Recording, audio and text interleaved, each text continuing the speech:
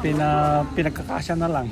Matapos ang ilang araw na pag-aantay, natanggap na ngayong araw March 26 ng 59 anyos na tsuper na si Tatay Rogelio ang 5,000 pesos na ayuda sa ilalim ng Assistance to Individual in Crisis Situation o AIEX ng DSWD.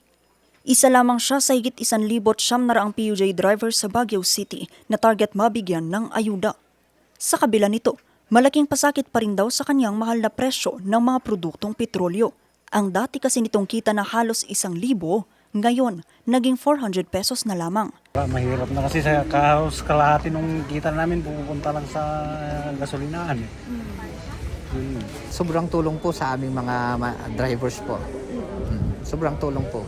Kasi sa taas ng krudo ngayon, at least may pandagdag.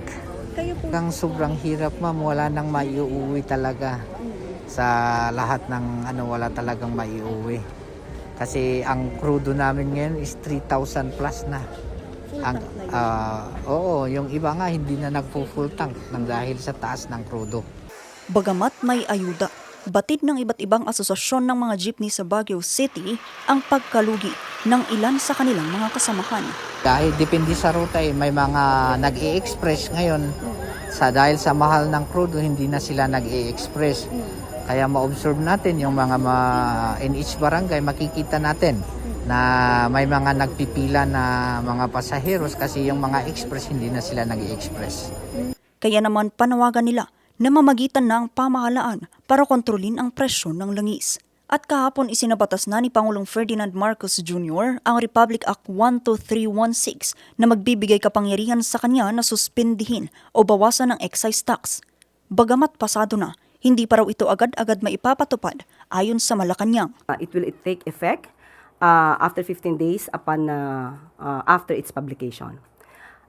Ito naman po ay naayon sa batas. Ayon sa Article 2 ng Civil Code, ito po ang karaniwang araw na tinatawag nating grace period bago ma-implement or mag-take effect ang isang batas.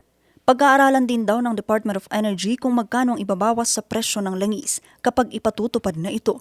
Pero kung mga driver ang tatanungin, hati ang kanilang opinyon dito. Parang dati may kuha ng basit tapno iso ka pa eh. Malaking tulong po sana kung mai-implement na. Kung wala pa, salita lang, wala. Wala talaga. Oo. Sa kasalukuyan umaabot na sa 127 hanggang 141 kada litro ang diesel sa Baguio City, habang 106 hanggang 111 kada litro naman ang gasolina. Magpapatuloy naman bukas araw ng Biyernes hanggang Sabado ang pamamahagi ng ayuda ng DSWD sa mga jeepney drivers na bumibiyahe sa 45 ruta sa lungsod.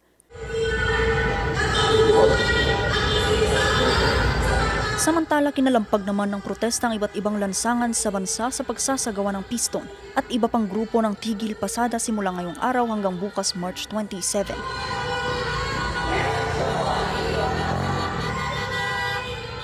Kanilang panawagan, ibasura na ang oil deregulation law at ang pagpapataw ng VAT at excise tax sa langis. Vanessa Bugtong, Nation on the Move.